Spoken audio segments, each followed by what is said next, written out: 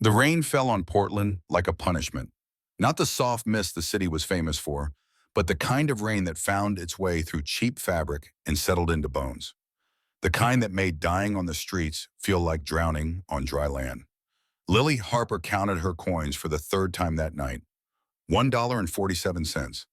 Her fingers shook as she arranged the pennies, nickels, and dimes on the piece of cardboard that served as both her bed and her floor. The loading dock behind the abandoned Cascade Textile Factory offered some shelter from the February cold. But shelter was relative when you were dying of leukemia at 19 years old. 3 months, the emergency room doctor had said 2 weeks ago. Maybe less without treatment. Lily had left before he could finish explaining all the ways she was going to die. She already knew. The nosebleeds that wouldn't stop. The bruises that appeared like dark flowers across her skin for no reason. The exhaustion that made every breath feel like lifting weights. Her body was eating itself from the inside out, and there wasn't a damn thing she could do about it. $1.47 wasn't enough for medication. It wasn't enough for a meal. It was barely enough for coffee. But it was everything she had scraped together from return bottles and the spare change people sometimes drop when they walk past pretending not to see her. The cold lived inside her now. Not just the February cold that soaked through her thin jacket, a deeper cold. The kind that came from knowing your body had turned against you and nobody in the world gave enough of a damn to help. Lily pressed her palm against the diner window across the alley. Joe's all-night diner. The warmth radiating from inside made her eyes burn. Through the glass, she could see people eating, laughing, living, being warm, being visible. That was when she saw him. The man sat alone in the corner booth, his broad shoulders hunched over a cup of coffee he wasn't drinking. Even from outside, Lily could see the Death's Head emblem on his leather vest. Hell's Angels, the tattoos crawling up his neck, the gray threading through his dark beard. He looked like every nightmare the social workers had warned her about back when she still had social workers. But Lily wasn't looking at the tattoos or the leather or the club colors that made the other diners give him a wide berth. She was looking at his face, at the way his jaw clenched around something painful, at the way his eyes stared at nothing, seeing something no one else could see. She recognized that look. She saw it every morning in the reflection of store windows. The look of someone carrying unbearable weight. Lily's legs threatened to buckle. The vertigo was getting worse. The doctors had explained it. Something about her blood cells, her oxygen levels, her body shutting down one system at a time. She steadied herself against the cold glass and made a decision. Maybe it was the fever talking. Maybe it was the clarity that came from having nothing left to lose. Maybe it was just the bone-deep human need to matter before disappearing completely. She pulled open the diner door. The warmth hit her first, making her sway on her feet, then the smells. Coffee and grease and food. So much food. Her stomach twisted with hunger so fierce it felt like violence. The conversations didn't stop at Calsby, but they shifted. Heads turned. A woman pulled her child closer. A man at the counter touched his wallet protectively. Lily knew what they saw. Dirty clothes, tangled blonde hair, the yellow tinge in her eyes that came from failing organs. Homeless, sick, dangerous in all the ways poverty made people dangerous. She walked toward the Hells Angels booth, her sneakers squeaking on the worn linoleum. Each step felt like climbing a mountain. Marcus Reeves sensed her approach before he looked up. 25 years with the club had given him that instinct. Someone was coming. Someone small, hesitant, probably trouble. He lifted his head, ready to deliver the look that made people turn around. Instead, he found himself staring at a dying girl. She stood beside his booth, one hand gripping the edge of the table for balance. Up close, Marcus could see how thin she was. Bones visible through skin, cheekbones too sharp, wrists like bird wings. Her blonde hair hung limp and unwashed, but her eyes were what stopped him. Clear, direct, unafraid. "Sir," the girl's voice came out rougher than she intended. She swallowed and Marcus saw the wince of pain. "I'm sorry to bother you." "Then don't," Marcus said, his voice carrying the gravel of a lifetime of cigarettes and shouting over motorcycle engines. The girl pulled coins from her pocket, clutching them in her shaking palm. "I heard the waitress say your meal was $12.50. I only have $1.47, but I wanted to help pay for it." Marcus stared at the money, then at the girl. Around them, the diner had gone completely silent. Everyone watching. Everyone waiting to see what the dangerous biker would do to the homeless girl stupid enough to approach him. "You want to pay for my meal?" Marcus's voice was flat, processing something that didn't make sense. "Part of it," the girl corrected softly. I know it's not enough, but she hesitated, searching for words. You looked like you're carrying something heavy. And I thought maybe something warm might help. Everyone needs something warm when they're carrying heavy things. Marcus felt something crack in his chest, sharp and unexpected. This girl, clearly sick, clearly starving, clearly one bad day from death, was offering him money, offering him kindness. She was trying to help him. That your money? He asked, his voice rougher than he intended. Yes, sir. All of it? The girl nodded. I've been saving, but I think you need it more than I do right now. The absurdity of it hit Marcus like a physical blow. This dying homeless teenager thought he needed help, thought he needed kindness. When was the last time anyone had offered him kindness without an angle, without wanting something, without fear? What's your name? Marcus asked. Lily, Lily Harper. You got parents, Lily? Someone who knows you're here? Something flickered across her face, pain old and deep. No, sir, not anymore. How old are you? 19.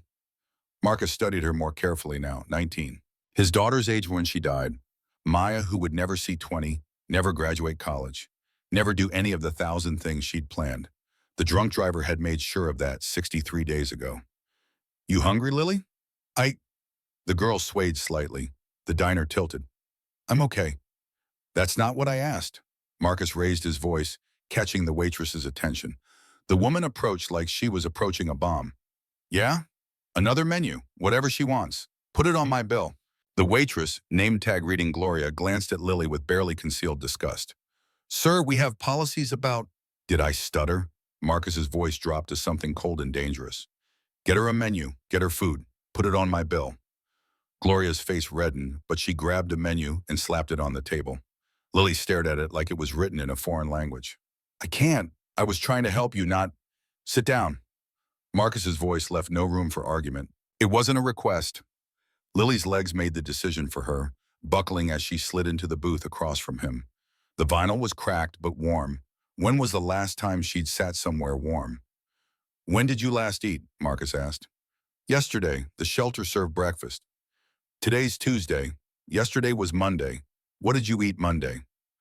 Lily's silence was answer enough. Marcus felt the rage building, the same useless rage that had consumed him since Maya died. Rage at drunk drivers and cancer and a universe that took good people and left broken ones behind. But this wasn't about him. This was about a 19-year-old girl offering her last dollar to a stranger because he looked like he needed something warm. Order, he said, pushing the menu toward her. Sir, I don't have money for... I'm buying. Consider it payment for the $1.47. That's insulting charity what I'm doing. This is an exchange. You gave me something. Now I'm giving you something back. Lily's eyes filled with tears. She blinked them back furiously. That's too much for... Eggs, Marcus said to Gloria, who was hovering. Scrambled. Hash browns, bacon, toast, orange juice, coffee, pancakes. That's a lot of food, Lily whispered. You're dying, Marcus said bluntly. The words hung between them. Around them, conversations resumed at a lower volume. People pretending not to eavesdrop while straining to hear every word. Lily's face went carefully blank. What makes you think... I had a daughter, Marcus interrupted. Had, past tense. She got sick, and I watched her disappear piece by piece. Lost 60 pounds in 3 months. Bruises that wouldn't heal. Eyes that turned yellow. So yeah, I know what dying looks like. I'm sorry about your daughter. Don't be sorry, answer the question. You dying? Lily looked down at her hands, at the cracked nails and swollen knuckles. Leukemia, stage 4. They said maybe 3 months, but that was 2 weeks ago, so I guess more like 2.5 months now. You getting treatment? No insurance? No money? No address? The emergency room stabilizes me when I collapse, then discharges me back to the streets. Lily's voice was matter of fact, like she was discussing the weather. It's fine. I've made peace with it. Bullshit, Lily's head snapped up. Excuse me? Nobody makes peace with dying at 19. That's what people say when they don't have choices. When the systems decided they don't matter enough to save. Lily's voice cracked. It doesn't matter what I want. I can't afford treatment. I can't even afford food. So yeah, I've made peace with it because what else can I do? The food arrived, plates covering the small table. More food than Lily had seen in weeks. The smell made her dizzy with hunger.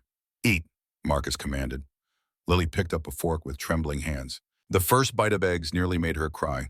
Real food, hot food, food that wasn't scavenged or scammed or stolen. She forced herself to eat slowly, knowing her stomach couldn't handle much after days of near starvation. Marcus watched her eat the way Maya used to eat during chemo. Small bites, careful swallows, the concentration of someone whose body had become untrustworthy. Why be nice? He asked finally. Why what? Why offer money to a stranger when you're starving? Lily set down her fork. Because you looked lonely. Because you looked sad. Because I know what it's like when everyone sees you but nobody sees you. When you're invisible, even when you're right there. I'm not invisible. People cross the street to avoid me. That's not the same as being seen. Lily took a careful sip of orange juice. They see the jacket, the tattoos, the club colors. They see what they're afraid of. But they don't see you. Just like people see me, and they see homeless, junkie, waste of space. They don't see me either. Marcus felt something shift in his chest, that crack widening. This dying girl understood things most people spent lifetimes avoiding. Your family? He asked. Foster care since I was 7. My mom died. Drugs. Never knew my dad. Bounced between 12 different homes before I aged out at 18. Lily's voice stayed level, reciting facts without emotion. Got a job at a call center, got an apartment, just a room really. Then I got sick. Lost the job because I kept missing days. Lost the room because I couldn't pay rent. Lost everything except $1.47 in a cardboard box behind a factory. No caseworker, no social services. I'm 19, adult, not their problem anymore. Lily managed a bitter smile. Turns out the system loves you until you turn 18. Then you're on your own. Marcus's phone buzzed. He ignored it. It buzzed again. He pulled it out, ready to throw it across the diner, then saw the caller ID Hawk, his chapter president. I need to take this, he said, sliding out of the booth. Keep eating.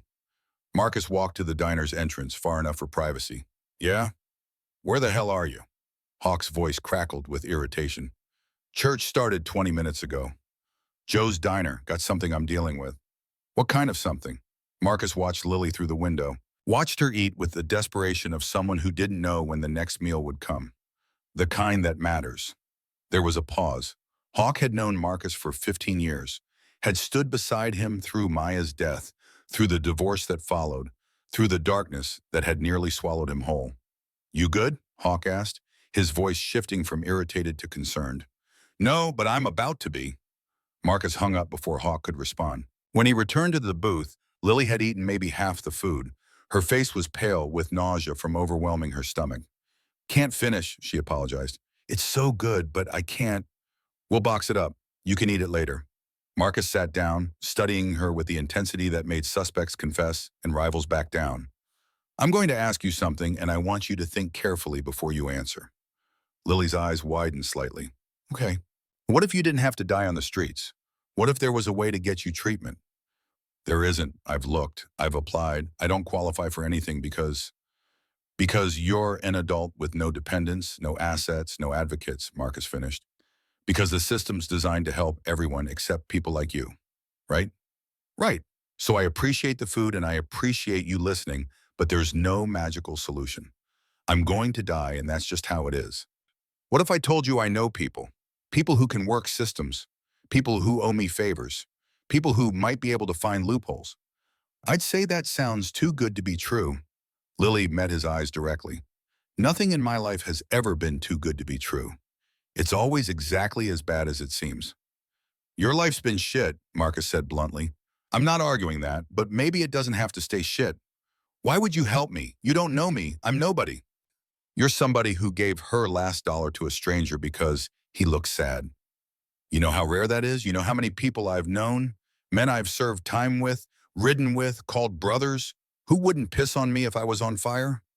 Marcus's voice was rough with emotion he rarely let surface. You gave me something I haven't had in 63 days. Hope.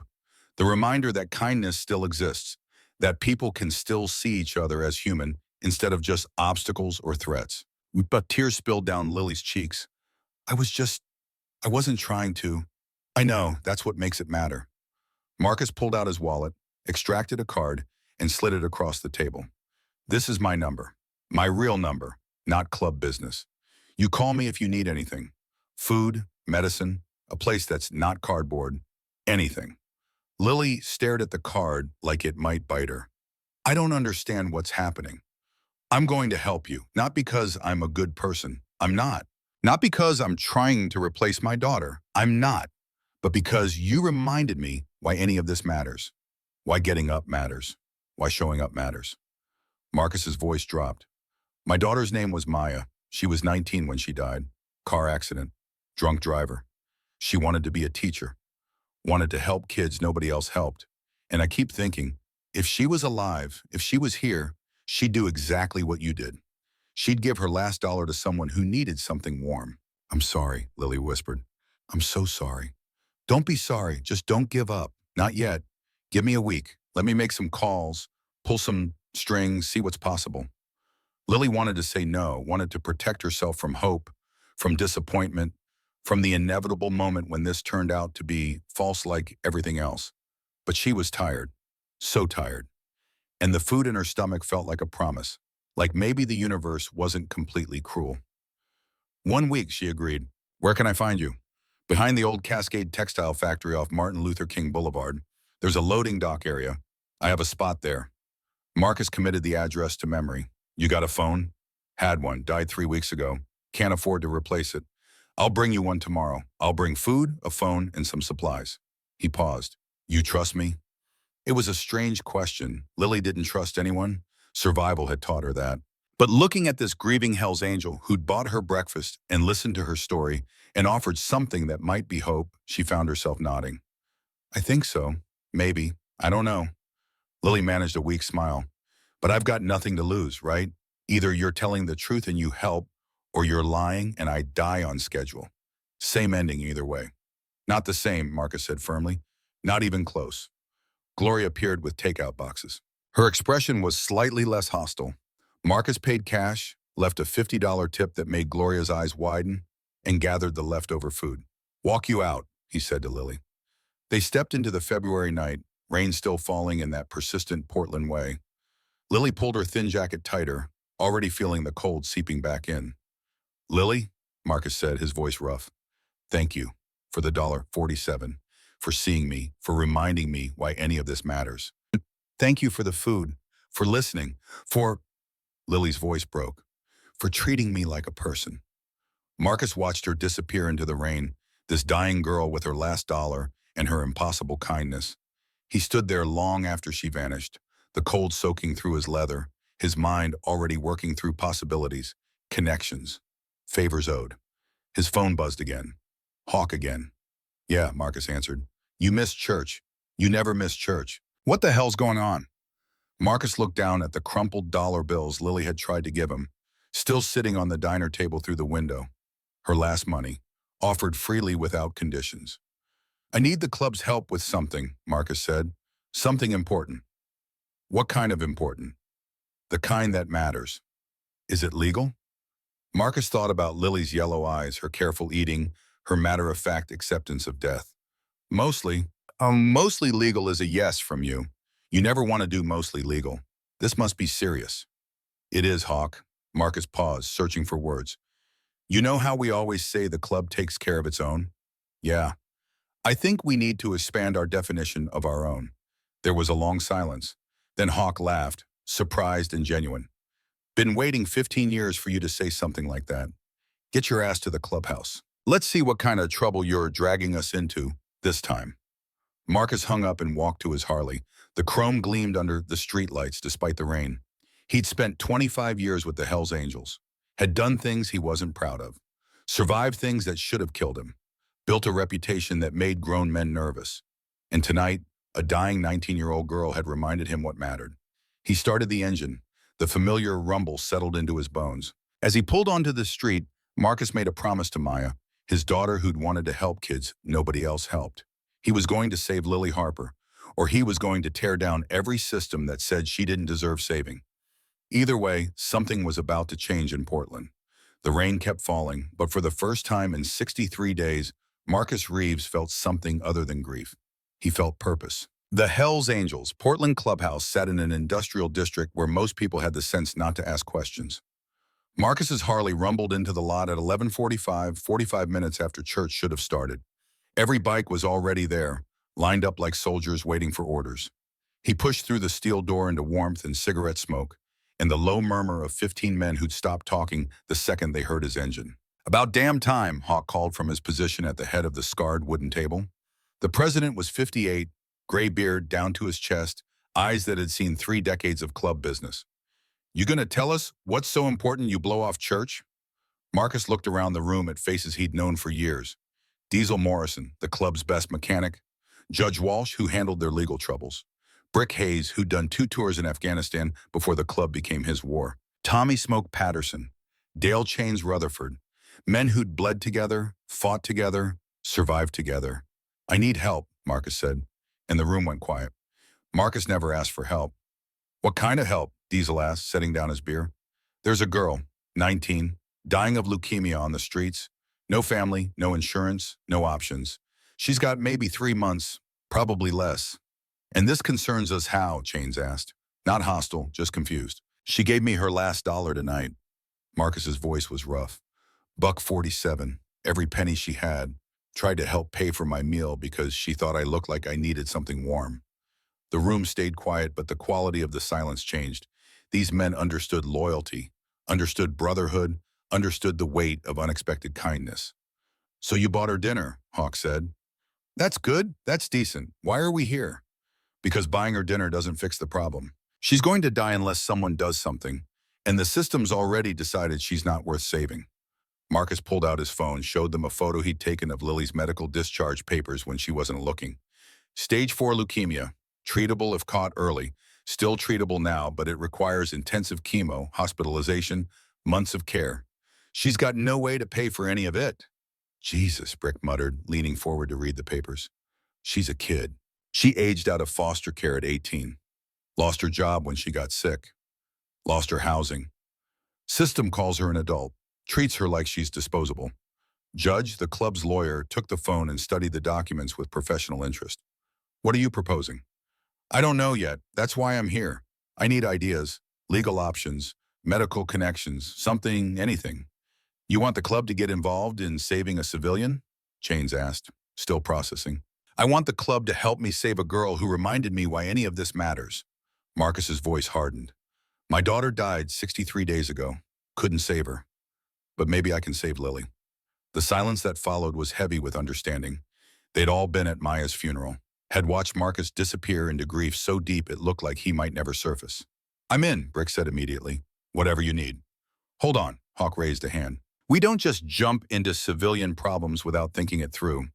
Marcus, I feel for you, we all do, but helping some homeless girl get medical care, that's not club business." "Then maybe it should be," Marcus said, meeting his president's eyes with an intensity that made the air crackle.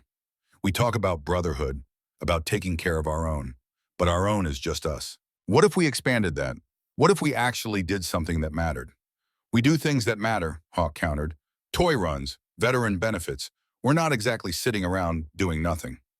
"A toy run once a year doesn't balance out the rest of what we do. You know that, I know that. We all know that." Marcus's voice was steady, but something fierce burned underneath. "I'm not saying we become saints. I'm saying we help one girl who needs help. One girl who showed more heart with $1.47 than most people show with everything they've got." Diesel stood up, walked over to Marcus. "You got a picture of her?" Marcus hesitated, then pulled up the only photo on his phone. Lily in the diner booth, thin and pale, holding a fork with shaking hands. "Ah, hell," Diesel said softly. "She looks like my niece who overdosed 3 years ago because nobody gave enough of a damn to help." "I got a sister," Smoke added. "System chewed her up, spit her out. She got lucky, found a church group that cared. But most don't get lucky. Most end up dead." Hawk looked around the room, reading the shift in energy. "Everyone gets a vote. That's how we do this. Everyone who wants to help Marcus's girl, say aye." "Aye," Brick said immediately. "Aye," Diesel and Smoke said together. "Aye," Judge said, surprising everyone. The lawyer was usually the voice of caution. One by one, every man in the room voted yes, unanimous. Hawk shook his head, but he was smiling. "Guess we're in the guardian angel business now." Judge, you look into medical options. Diesel, you got contacts at the hospitals? My cousin's a nurse at OHSU. I can ask around. Do it. Brick, you still got that connection with social services? My sister works for the county. I'll see what she knows. Good. Marcus, your point on this. You found her, you keep tabs on her, but you keep us updated. Everything above board, everything documented. Last thing we need is police thinking we're running some kind of scheme. Marcus felt something loosen in his chest. Appreciate it. Don't thank me yet. This could blow up in our faces in about 15 different ways. Hawk pointed at him. But your kid died and you're still standing here asking to save someone else's kid. That takes something. So yeah, we'll help. Club takes care of its own. And I guess this girl's our own now. Marcus left the clubhouse at 2 in the morning with a plan, contacts, and the weight of 15 men's loyalty on his shoulders. He rode through Portland's empty streets, rain still falling, thinking about Lily and her cardboard shelter behind the textile factory. He pulled up to the loading dock area at 2:30. The factory loomed dark and silent, broken windows like empty eyes. Marcus killed his engine and sat in the sudden quiet, listening. There, soft sounds from behind the dumpster. Coughing, the wet, rattling kind that meant fluid in the lungs. Marcus walked around the dumpster and found Lily's home. Cardboard boxes arranged as walls, a filthy sleeping bag, a plastic tarp overhead, barely keeping out the rain, a grocery cart with her possessions, a few clothes, some books, a stuffed animal that looked ancient. Lily was curled in the sleeping bag, shaking with cold or fever or both. Her eyes opened when his shadow fell across her. Mr. Reeves? Her voice was thin, confused. What are you doing here? Checking on you, making sure you're okay. It's 2 in the morning. I'm aware. Lily pushed herself up to sitting and Marcus saw the blood on her sleeve. Fresh blood, dark and wet. What happened? His voice sharpened with alarm. Nothing, just a nosebleed. They happen a lot now. That's not a nosebleed, that's too much blood. Marcus knelt beside her, ignoring the mud and trash. When did it start? An hour ago, maybe 2. I lose track of time. Lily pressed her sleeve against her nose. It'll stop eventually. It always does. Eventually could be too late. Marcus pulled out his phone. I'm calling an ambulance. No, Lily grabbed his arm with surprising strength. Please don't. The emergency room will stabilize me and discharge me, and then I'll have another bill I can't pay. I can't. I don't want more debt. I'll die owing? You could die right here, right now, and you're worried about debt? I'm worried about dying in a hospital where they make me fill out forms and ask for insurance cards and treat me like I'm taking resources from people who actually matter. Lily's eyes were fierce despite the blood. At least here, I'm just me, not a problem, not a statistic, just me. Marcus felt rage building, hot and sharp. Not at Lily, at the world that made a 19-year-old choose between dignity and survival. Pack your stuff, he said. What? Pack your stuff. You're not staying here. Mr. Reeves, I can't. Marcus, my name's Marcus, and yeah, you can. You're coming with me. Where? Somewhere that's not a cardboard box in February. Marcus stood, pulling her up with him. Lily swayed, dizzy from blood loss and standing too fast. He caught her before she fell. When's the last time you slept somewhere warm? Shelter lets me stay sometimes when there's space. When they're not full, that's not an answer. Lily thought about it, her mind moving slowly through fog. 3 weeks, maybe 4. Jesus Christ. Marcus looked at her pathetic collection of belongings. Grab what matters, leave the rest. I don't understand what's happening. I'm helping. That's what's happening. You showed me kindness. I'm returning it. That's how this works. Lily's hands shook as she gathered her few possessions. The books, the stuffed bear, a photo of a woman who must have been her mother. Marcus noticed what she didn't take. The cardboard, the filthy sleeping bag, the trash she'd been living in. You ready? He asked. Lily looked at the shelter that had barely kept her alive, then at Marcus's Harley, gleaming under the streetlight. I've never been on a motorcycle. First time for everything. Come on. He helped her onto the bike. Her body was light as a child. She wrapped her arms around his waist, and Marcus felt how she trembled, how weak she'd become since dinner just hours ago. The ride to his apartment took 15 minutes. Marcus drove carefully, avoiding potholes and turns that might throw her off balance. Lily clung to him, her face pressed against his back. His apartment was in a complex that had seen better decades, but it was warm and dry and had working locks. Marcus helped Lily inside, watched her take in the space with wide eyes. This is where you live? Yeah, it's not much, but it's clean. It's huge. Lily turned in a slow circle, taking in the living room with its worn couch and old television. To her, after months on the streets, it probably looked like a mansion. Bathrooms through there. There's towels, soap, hot water. When's the last time you had a hot shower? Lily's face crumpled. I don't remember. Take a shower, long as you want. I'll find you some clean clothes. Make up the couch. Marcus, I can't stay here. People will think, people can think whatever they want. You're sick. You're homeless. And I've got a couch. Math's pretty simple. Marcus pulled blankets from the hall closet. Shower, then sleep. We'll figure out the rest tomorrow. Lily disappeared into the bathroom. Marcus heard the water start, heard a sound that might have been crying, and turned away to give her privacy. He texted Hawk. Got her. She's safe. The response came immediately. Good. Keep her that way. 20 minutes later, Lily emerged wearing Marcus's old t-shirt and sweatpants, both hanging on her skeletal frame. Her hair was clean for the first time in months, blonde instead of the grayish matted mess it had been. Without the street grime, Marcus could see how young she really was, barely older than Maya had been. Thank you, Lily whispered. I don't know why you're doing this, but thank you. Get some sleep. We'll talk in the morning. Lily lay down on the couch, pulling the blankets around her like armor. Marcus, I'm scared. Of me. Not of you, just scared, of dying, of hoping. Hope hurts worse than anything else. Marcus sat in the armchair across from her, this dying girl who'd given him her last dollar. I know, but sometimes hope's all we've got, so let's try it, see what happens. Lily's eyes were already closing, exhaustion claiming her. Your daughter, Maya, she was lucky to have you. I was lucky to have her. She'd be proud of what you're doing. Marcus's throat tightened. Get some sleep, Lily. Within minutes, she was unconscious, her breathing rough but steady. Marcus sat watching her, thinking about the phone call he needed to make. The conversation he'd been avoiding for 63 days. He pulled out his phone and dialed. It rang 4 times before she answered. Marcus, do you know what time it is? His ex-wife's voice was sharp with irritation. I need to talk to you, Rebecca. It's 4 in the morning. Unless someone died, it can wait. Someone's dying, that's why I'm calling.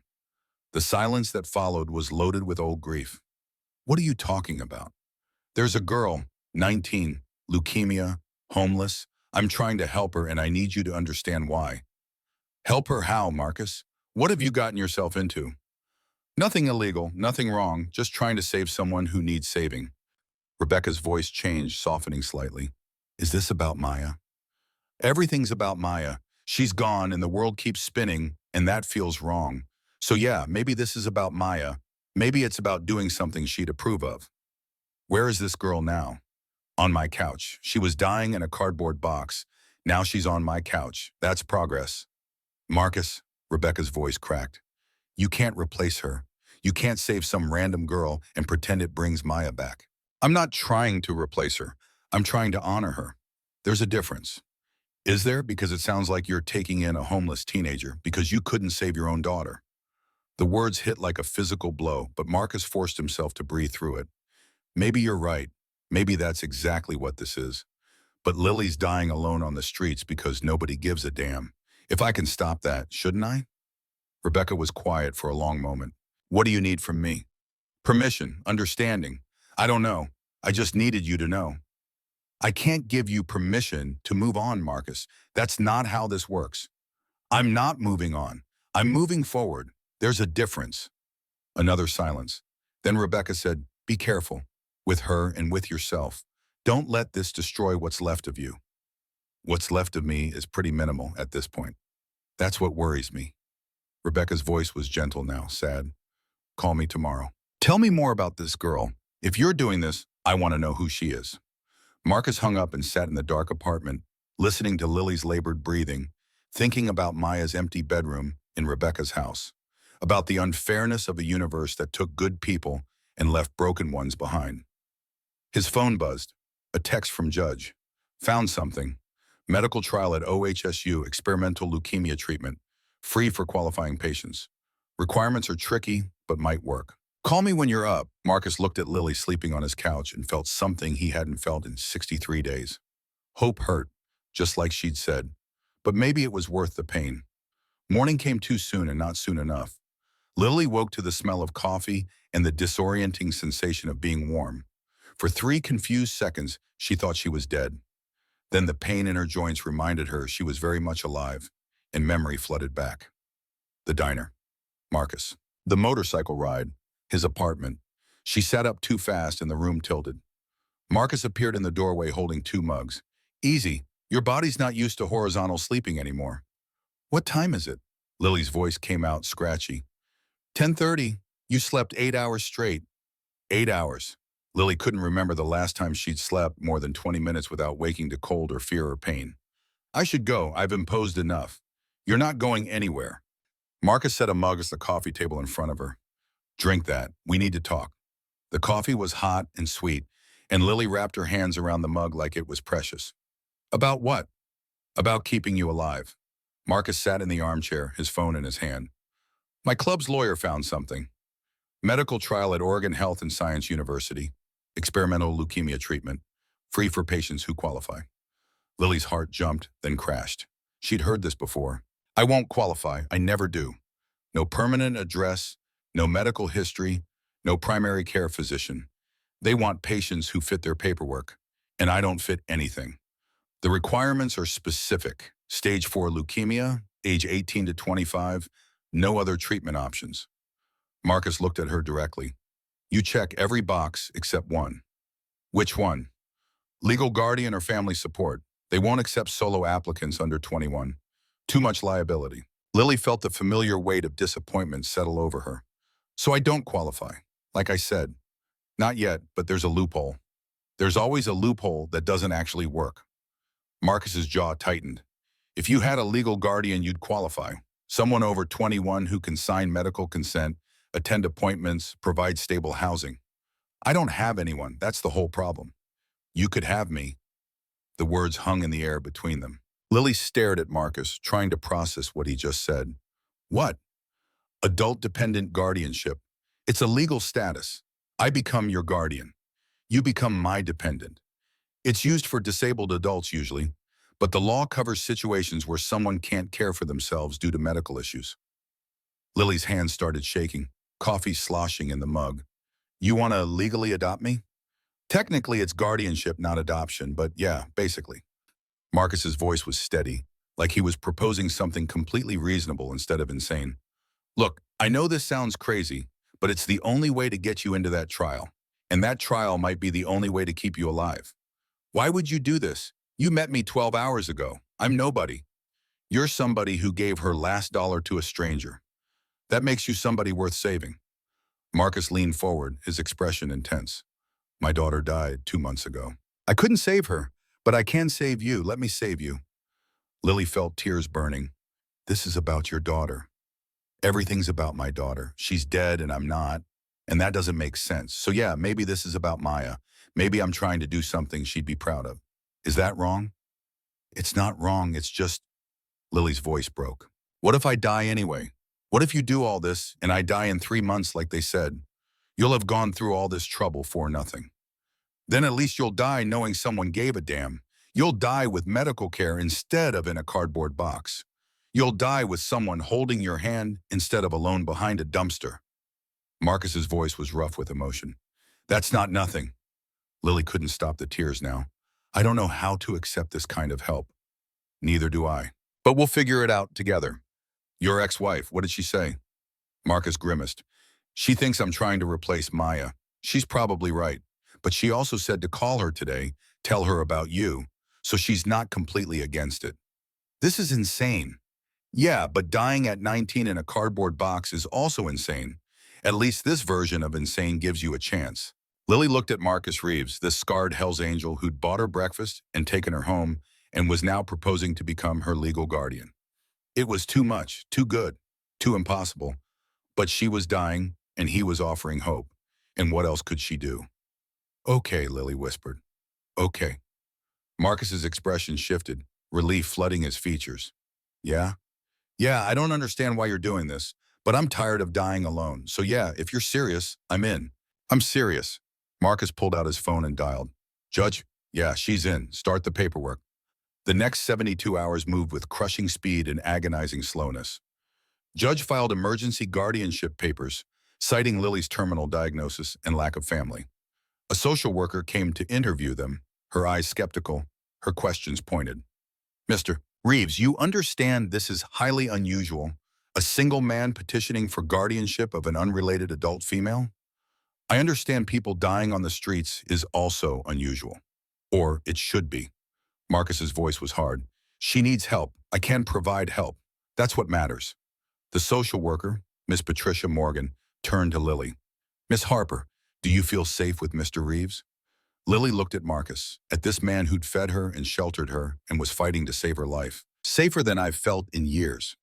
He's a member of a motorcycle club with documented criminal associations. He's the first person in 2 years who's treated me like I matter. Ms. Morgan made notes, her expression unreadable. The court will review this petition. Given Ms. Harper's medical status, we'll expedite the hearing. You'll be notified within 72 hours. After she left, Lily collapsed on the couch, exhausted. She thinks you're some kind of predator. Let her think whatever she wants. We'll prove her wrong. But proving her wrong required Lily staying alive long enough for the court hearing. And her body had other ideas. 3 days later, she woke up coughing blood. Not a little blood. Enough that Marcus found her in the bathroom at 5:30 in the morning, the sink red, her face gray with panic. Hospital. Now. Marcus grabbed his keys. I can't afford. I don't give a damn what you can afford. You're dying. Hospital. Now. The emergency room at Providence, Portland, took one look at Lily and rushed her back immediately. Marcus watched nurses swarm, watched Lily disappear behind curtains, watched the organized chaos of people fighting to save a life. A doctor emerged 40 minutes later, her scrubs splattered with Lily's blood. Are you family? I'm her guardian. Petitions pending with the court. The doctor, Dr. Sarah Patel, according to her name tag, nodded. She's in crisis. Pneumonia, severe anemia, possible internal bleeding. Her immune system's basically gone. She needs intensive care immediately. So admit her. Dr. Patel's expression shifted to something uncomfortable. Mr. Reeves, Miss Harper has no insurance. The treatment she needs will cost tens of thousands, possibly hundreds of thousands. Without coverage or ability to pay, are you telling me you won't treat her? I'm telling you our options are limited. We can stabilize her, but long-term care requires money, or you're saying she needs money to not die.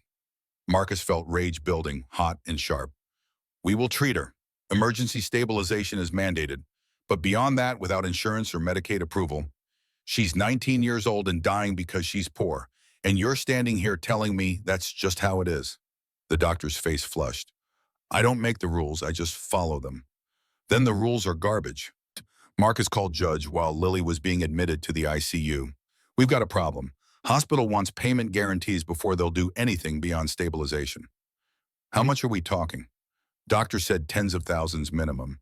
Could be hundreds of thousands, depending on how long she needs intensive care.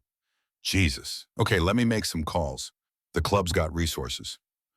Judge, I can't ask the brothers to. You're not asking. I'm offering. We voted to help her. This is helping her. Marcus hung up and went to find Lily's room. She was connected to machines, IVs in both arms, oxygen mask over her face. Her eyes were closed, but they opened when he entered. Am I dying? She asked, her voice muffled by the mask. Not if I have anything to say about it. Marcus, the bills. You can't pay for this. You'll go bankrupt. I'm not worth. Stop. Marcus's voice was sharp. You're worth it. End of discussion. Within 2 hours, 15 Hells Angels had liquidated assets. Retirement accounts, savings, mortgages on bikes. They offered it freely without hesitation because one of their brothers needed help. And somehow, impossibly, it was enough. $50,000 by sunset. Enough to start treatment. Enough to buy time. But time was running out faster than anyone knew. And the real fight was just beginning. The courtroom smelled like old wood and broken promises. Lily sat beside Marcus in clothes Rebecca had brought, clean but hanging loose on her skeletal frame. 28 days of intensive chemotherapy had stolen what little weight she'd carried. Her blonde hair was gone now, lost to the poison they were pumping into her veins to kill the cancer. Judge Diane Rothstein looked down from her bench with the expression of someone who'd seen too many hard cases and believed in too few miracles. 62 years old, severe, unimpressed by tears or pleading. Mr. Reeves, the judge began, shuffling papers. You're petitioning for adult-dependent guardianship of Miss Lily Harper, citing her terminal medical condition and lack of family support. Yes, Your Honor. Miss Morgan's report indicates significant concerns about the appropriateness of this arrangement. A single man with a criminal record seeking guardianship of a 19-year-old homeless girl. Judge Rothstein looked at Marcus over her reading glasses. You can see how this raises questions. I can see how it looks, Your Honor. But what it is a dying girl who needs someone to advocate for her. I'm offering to be that someone. Your connections to the Hells Angels Motorcycle Club are well documented, Mr. Reeves. This court has seen numerous cases involving your organization. My organization also raised $50,000 in 2 hours to pay for Lily's medical care. Every penny legal, every penny documented, because we decided one girl's life mattered more than our reputation. Judge Rothstein's eyes flickered with something that might have been surprise. She opened her mouth to respond when a voice came from the back of the courtroom. Your Honor, I object to this petition. Every head turned. A man in his early 50s stood from the gallery, suit pressed, hair graying at the temples. He walked forward with the confidence of someone used to being heard. And you are? Judge Rothstein's voice sharpened. David Sullivan, Your Honor. I'm Lily's uncle, her mother's brother, and I believe I should be considered for guardianship of my niece. The courtroom went silent. Lily's face had gone white. Marcus felt his jaw clench, every instinct screaming trap. Mr. Sullivan, the judge said slowly, this is the first anyone has heard of family. Where have you been? My sister, Lily's mother, and I lost contact many years before Lily was born. We had a falling out, family troubles, the kind that keep people apart. I only learned of Lily's existence 3 weeks ago when I saw the newspaper article about Mr. Reeves and the Hells Angels. David Sullivan's voice was smooth, practiced. I've been trying to verify our relationship, get my affairs in order, before coming forward. I have documentation, Your Honor. Birth certificates, photographs, a DNA test that's being processed. Judge approached the bench, his face tight with controlled anger. Objection, Your Honor. Mr. Sullivan appears conveniently after $200,000 in donations were raised for Lily's care. His timing is suspect. Mr. Sullivan, Judge Rothstein leaned forward. Can you prove this familial relationship? I can, Your Honor. David pulled papers from a briefcase. Hospital records showing my sister gave birth to Lily. Photographs of us as children. The DNA results should be back within the week. Lily found her voice, small and shaking. I've never met this man. My mother never mentioned having a brother. Your mother and I were estranged, Lily. I'm sorry for that. But your family, the only family I have left, and I want to make things right. Marcus wanted to stand, to drag this man out by his collar, to demand answers about why he'd waited until now. But Judge put a hand on his arm, keeping him seated. Judge Rothstein looked between Marcus and David Sullivan, then down at Lily. Miss Harper, do you have a preference? Lily looked at Marcus. At this man who'd taken her off the streets, fought for her treatment, sat beside her hospital bed every night for 28 days. Then at David Sullivan, a stranger claiming blood ties she'd never known existed. I want to stay with Marcus, Lily said, her voice stronger. I don't know, Mr. Sullivan. Marcus is the one who saved my life. He's the one who's been there. Blood relationships carry significant weight in guardianship cases, Judge Rothstein said. However, given Miss Harper's medical crisis and Mr. Sullivan's sudden appearance, I'm ordering a 2-week continuance. During that time, Mr. Sullivan will provide DNA confirmation. Ms. Morgan will evaluate both candidates thoroughly. Miss Harper will remain in Mr. Reeves' care as she's currently receiving treatment. We'll reconvene in 14 days. The gavel came down like a gunshot. Outside the courthouse, Marcus pulled Judge aside while David Sullivan spoke with reporters who'd caught wind of the case. Something's wrong, Marcus said. Guy disappears for 19 years, shows up the second there's money involved. Already on it, Judge replied. Diesel's cousin pulled some records. David Sullivan owns a business in Seattle, bar on Pike Street. Marcus went still. Pike Street. Yeah, why? That means something? That's where Maya died. Marcus's voice was hollow. The drunk driver came out of a bar on Pike Street. Ran the red light 3 blocks down. Judge's face hardened.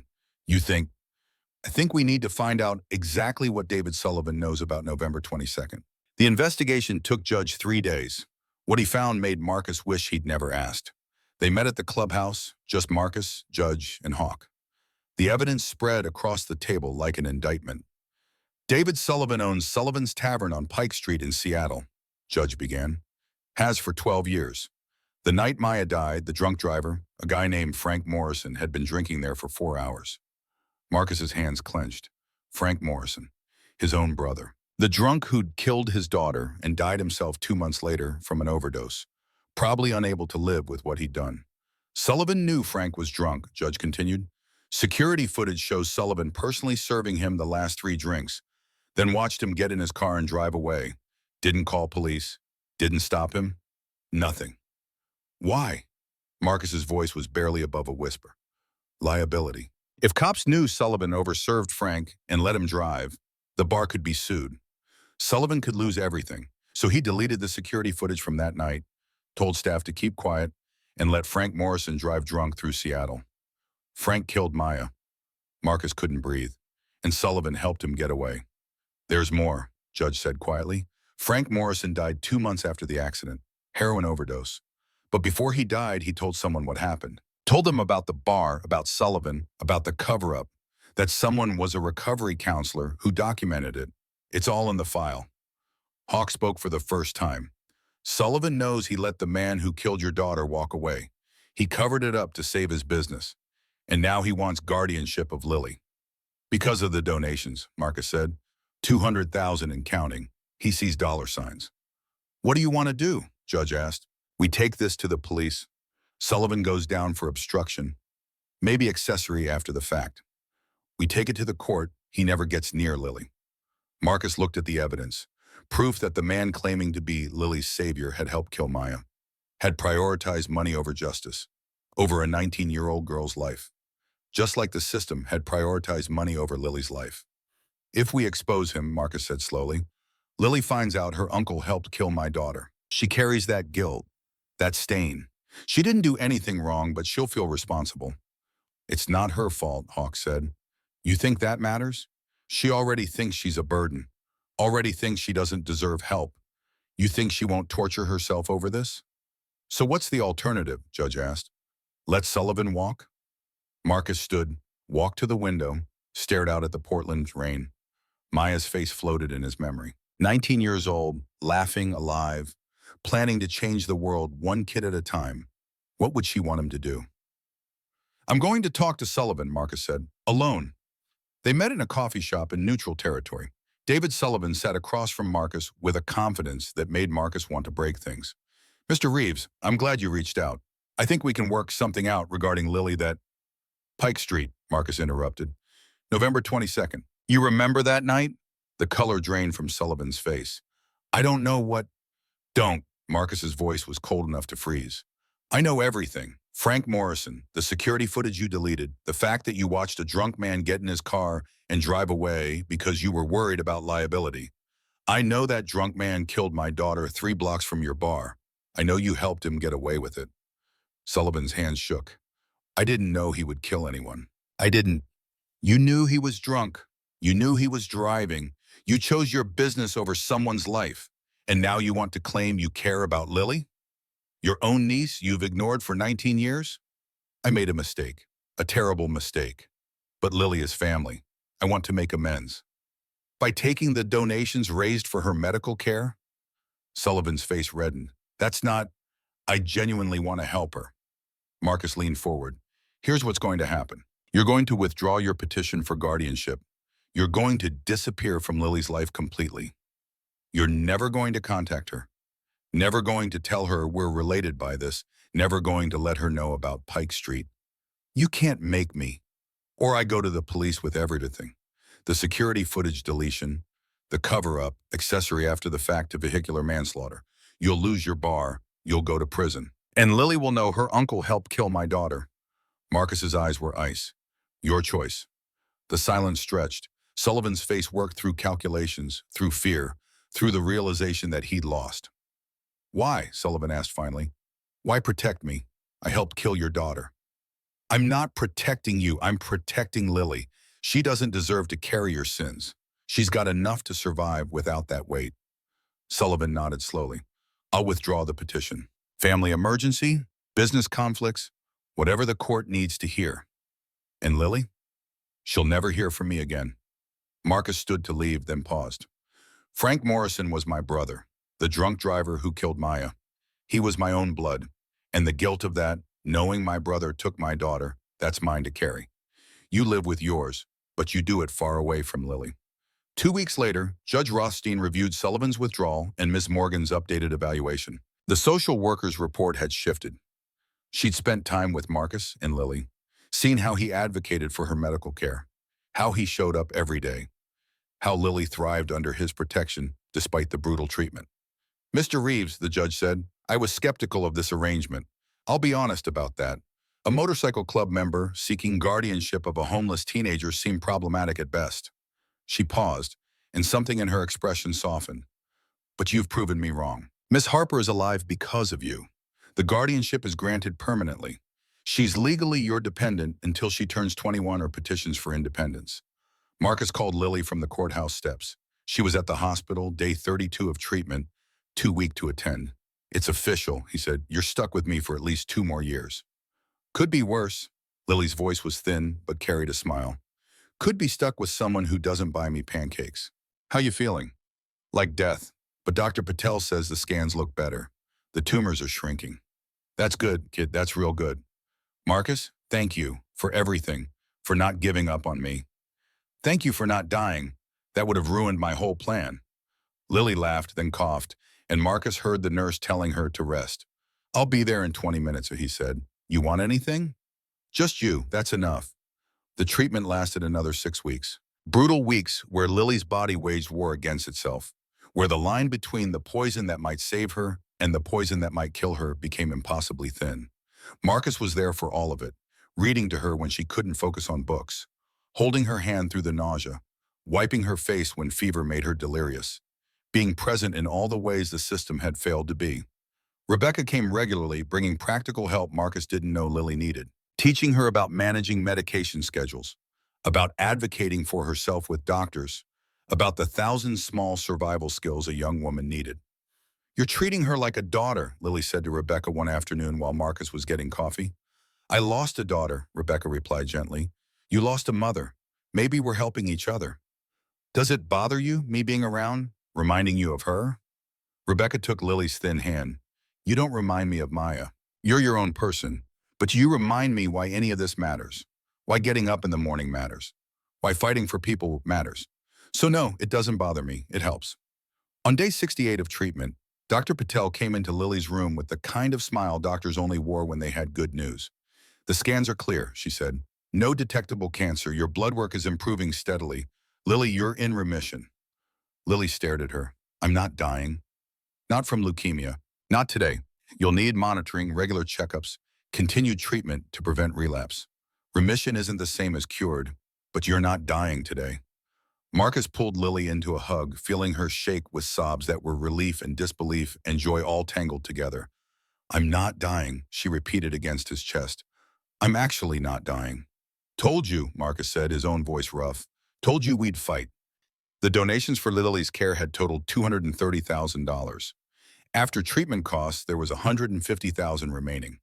Marcus called a meeting with Judge and Hawk to discuss what to do with the excess.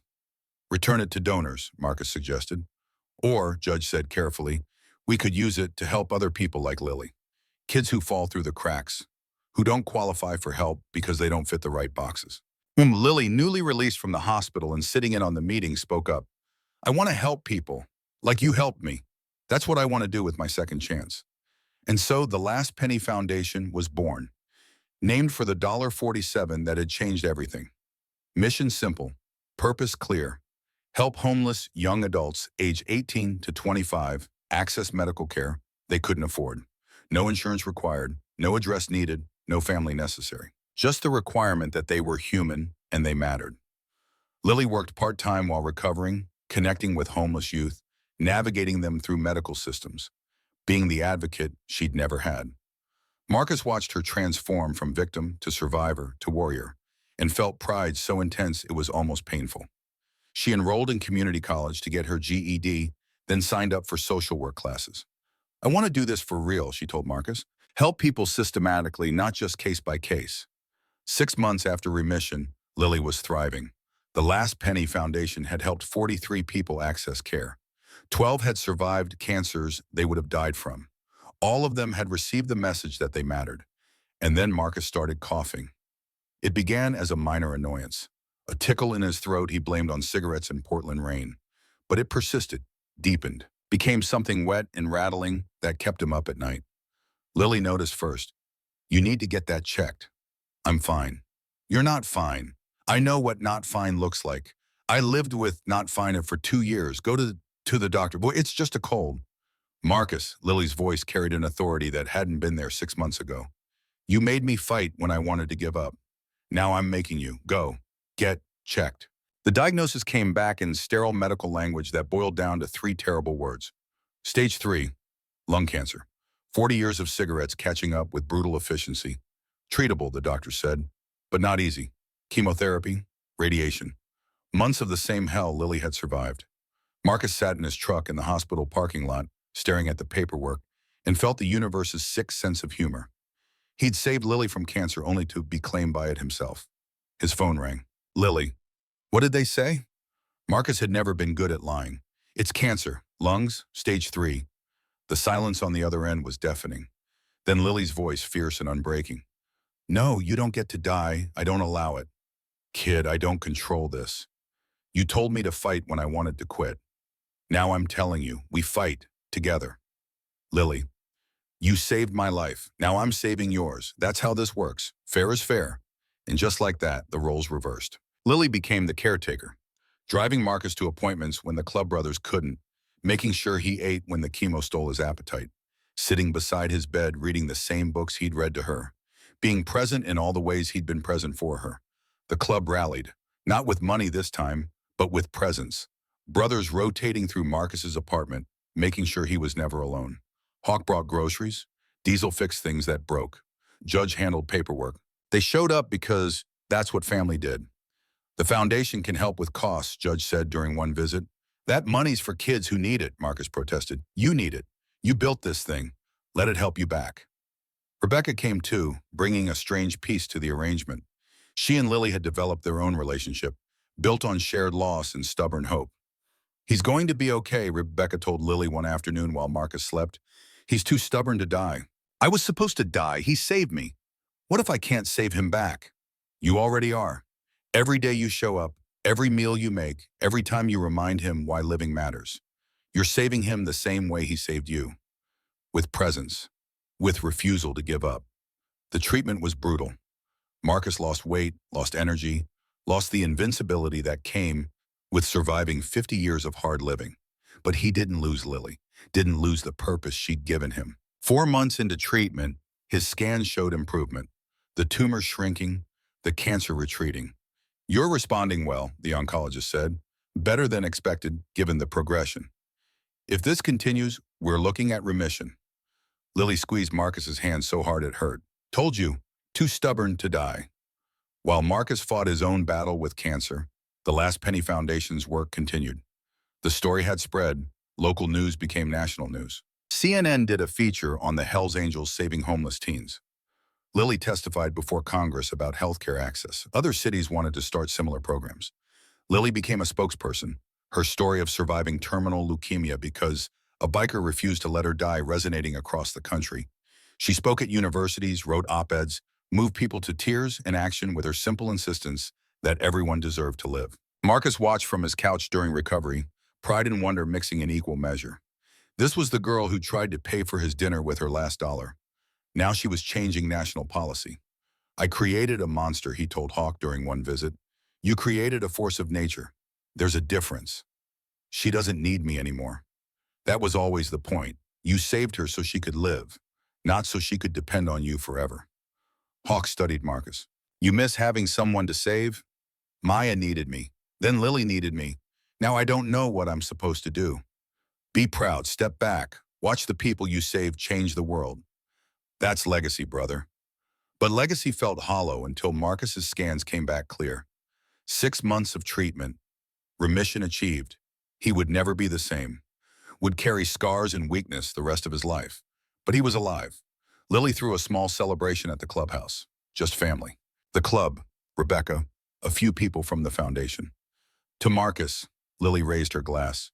Who taught me that one person caring can change everything? To Lily, Marcus countered, who reminded me why caring matters. They drank, and for the first time in over a year, Marcus felt something close to peace. The call came on a Tuesday. Officer Janet Reynolds, Portland Police. A girl named Zara Martinez had shown up at Providence Emergency Room, critical condition, stage 4 pancreatic cancer. 19 years old, homeless, no family. She'd had the last Penny Foundation's card in her pocket. Asked for Lily Harper before losing consciousness. Lily and Marcus arrived at the hospital within 20 minutes. Zara was in ICU, tubes and wires everywhere, skin yellow with liver failure. Lily pulled a chair beside the bed and took Zara's hand. The girl's eyes fluttered open. "You're the girl from the news," Zara whispered. "The one they saved." "That's me, and we're going to save you too." "They said I'm dying, said there's nothing they can do without money." "They're wrong." Lily's voice was fierce with certainty. "There's a lot we can do. I need you to fight. Can you do that?" "I'm so tired." "I know, I was too. But you fight anyway, because giving up means they win. The system that says you don't matter. The people who walk past like you're invisible. You fight because you're worth fighting for." "How do you know I'm worth it? You don't even know me." "You're 19 and dying and alone. That's enough. That's more than enough." Marcus called Dr. Patel while Lily stayed with Aura. The foundation would cover costs. Treatment would begin immediately. The surgery took 11 hours. Marcus and Lily waited together the same way they'd waited during Lily's crisis. The same fear, the same hope. But this time, Lily was the one offering comfort instead of receiving it. "What if she doesn't make it?" Lily asked. "Then we tried. That's more than anyone else was willing to do." Dr. Patel emerged at dawn, exhausted but steady. "Surgery went well. We removed the primary tumor and as much spread as we could. She'll need intensive chemo, radiation, months of recovery. But she's alive." Lily collapsed into Marcus with relief. "She's alive." "You saved her," Marcus said, "just like I saved you." "We saved her, all of us." Zara's recovery mirrored Lily's. Brutal treatment, small victories. The slow reclamation of a life the system had written off. Lily visited daily, bringing books and hope and hard-won knowledge about survival. 2 months in, Zara asked the question Lily had been waiting for. "Why are you doing this? You don't know me." "Someone did it for me. Now I'm doing it for you. And someday you'll do it for someone else. That's how this works." Kindness multiplies. The foundation's impact grew. First year, 53 people helped. Second year, 167. By year 3, over 280. 35 survived cancers that would have killed them. 89 received life-saving surgeries. All of them received the message that they mattered. Portland City Council passed the Emergency Medical Fund for Homeless Youth, inspired by the Last Penny Foundation's work. Oregon expanded Medicaid coverage. 12 other states started pilot programs. One girl's last dollar, multiplied through stubborn kindness, was changing the entire system. Marcus's cancer stayed in remission. He would never smoke again, would always carry the weakness in his lungs. But he was alive to see what Lily had built. She graduated from Portland State with a bachelor's degree in social work. Marcus and Rebecca sat together in the audience, watching her walk across that stage, healthy and strong and purposeful. "I thought she'd be dead by now," Rebecca whispered. "That's horrible to say, but it's true. I thought we'd be at her funeral instead of her graduation." "So did I," Marcus admitted, "but she's too stubborn to die." "She learned that from you." After the ceremony, Lily found them in the crowd. "I'm going for my master's degree, maybe doctorate eventually. I want to do this work at the highest level." "That's expensive," Marcus said. 4 more years of school. The foundation's getting grant money. Part of it includes scholarships for people like me. People who came from nothing and want to help others." Lily grinned. "Turns out dying and surviving makes you a pretty compelling scholarship candidate." "I'm proud of you, kid." "I know, that's enough." A year after graduation, on a rainy Tuesday evening, exactly 4 years after their first meeting, Lily asked Marcus to meet her at Joe's all-night diner. "Why here?" Marcus asked as they slid into the same booth where it all started. "Because this is where it happened, where you decided I mattered. I wanted to come back to where it all began." Gloria, the waitress who'd served them that first night, approached with a knowing smile. "The usual?" "Please," Lily said. They ordered pancakes and coffee, the same meal they'd shared 4 years ago. But everything was different now. Lily was healthy, educated, powerful. Marcus was cancer-free, purposeful, at peace. "I have something for you, Hugh," Lily said, pulling out her wallet. She extracted a worn dollar bill. carefully preserved in plastic. Remember this? Marcus stared at the bill. Your last dollar. The dollar that changed everything. I want you to have it. Lily, you kept this as a reminder, and now I'm giving it to you as a different reminder. That one small act of kindness can change the world. That seeing people matters. That we all have the power to save each other if we just give a damn. Marcus took the dollar, feeling the weight of everything it represented. What am I supposed to do with this? Keep it. Pass it on. Use it to remind yourself that you changed everything by refusing to look away when everyone else did. Through the diner window, Marcus saw a young girl standing in the rain, thin and scared, eyeing the diner like Lily had 4 years ago. Homeless, desperate, invisible. Lily saw her too. Remember what you taught me about how kindness multiplies? Yeah, well, watch. Lily stood up, walked outside, and approached the girl. Marcus couldn't hear what she said, but he saw the girl's face transform. Fear to disbelief to hope. Lily led her back inside, settled her in a booth, ordered her food. The girl, whose name was Jade, started crying. Lily held her hand and talked quietly, probably telling her the same things Marcus had told Lily 4 years ago. That she mattered, that survival was possible, that someone gave a damn. Marcus felt tears burning his own eyes. This was legacy, not the foundation or the media attention or the policy changes. This, Lily passing on the kindness she'd received, creating new ripples, teaching someone else that they were worth saving. Rebecca appeared beside him, sliding into the booth. Lily had texted her too. She's saving someone else, Rebecca said softly, just like you saved her.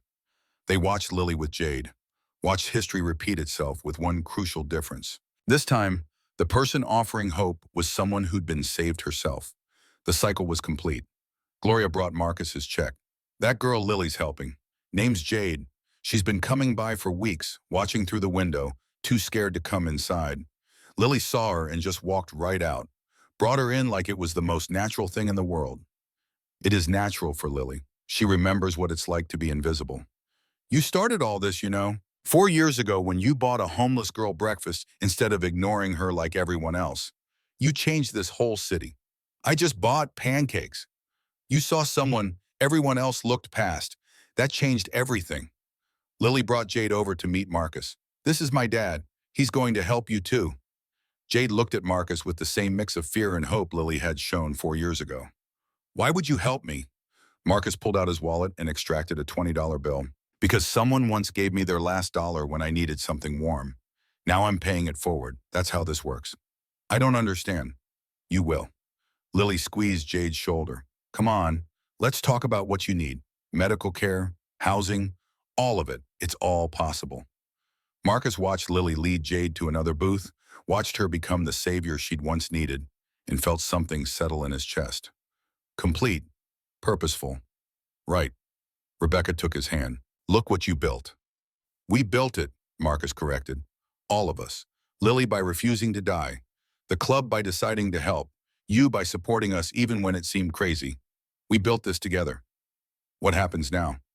Now Lily helps Jade. Jade survives and helps someone else. The cycle continues. Kindness multiplying. Saving one person at a time until the whole system changes. They sat together in Joe's all-night diner while Lily saved someone else's life with the same fierce determination Marcus had used to save hers. The rain kept falling, the city kept moving, people kept suffering, but now there were people who cared, people who looked instead of looking away, people who understood that $1, one breakfast, one moment of seeing another human being as worthy of compassion could change everything. Marcus Reeves had walked into this diner 4 years ago, drowning in grief, expecting nothing, hoping for nothing. A dying girl with her last dollar had reminded him that kindness still existed, that people still mattered, that hope still worked. Now that girl was saving others, creating ripples that would extend far beyond anything Marcus could have imagined. The Hell's Angel everyone feared had become a guardian angel. The homeless girl everyone ignored had become a voice for the voiceless. All because someone gave their last dollar to a stranger, and someone else decided that dollar meant something worth fighting for. Lily came back to the booth, Jade beside her, both of them smiling through tears. We're taking Jade to the hospital, Lily said, getting her checked out, starting the process. Good, Marcus said. That's good. Thank you, Jade whispered, for caring, for seeing me. Thank Lily. She's the one who knows what you're going through. I just buy the pancakes. Lily laughed. He does more than buy pancakes, but yeah, pancakes are important too. They left together, all of them. This strange family built from desperation and hope. Marcus, Rebecca, Lily, and Jade. 4 people connected by the choice to see each other as human, to care when caring was difficult, to fight for survival when dying seemed easier. Gloria watched them go and shook her head in wonder. 4 years ago, she'd been afraid of the tattooed biker in her diner. Now she understood he'd been the most human person in the room. Marcus rode home through Portland rain, Lily and Jade following in Lily's car. The city looked different now. Not because it had changed, but because Marcus saw it differently. Every homeless person was someone's Lily, someone's Jade. Every invisible person deserved to be seen. He couldn't save them all. But he'd saved Lily, and Lily was saving others. And those others would save more people until kindness had spread so far that invisibility became impossible. That was legacy. That was purpose. That was everything that mattered. His phone buzzed, a text from Lily. Thank you for teaching me how to save people. I love you, Dad. Marcus's throat tightened. He typed back. Thank you for teaching me why saving people matters. I love you too, kid. 4 years ago, a dying homeless girl had given a grieving Hell's Angel her last dollar because he looked like he needed something warm. That one moment of kindness had saved 2 lives and created a foundation that would save hundreds more. Sometimes redemption came from unexpected places. Sometimes it came from cardboard boxes and crumpled dollar bills and the stubborn refusal to accept that some people didn't matter.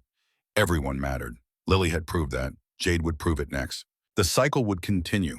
Kindness multiplying, hope spreading, invisibility ending, one person at a time. Marcus walked into his apartment, no longer empty, no longer drowning, no longer defined by grief. He was defined by purpose, by the lives he'd saved, by the daughter who'd saved him right back. The last penny had bought more than breakfast. It had bought hope, redemption, and the unshakable truth that kindness was the most powerful force in the universe. That was enough. That was everything. That was exactly what mattered.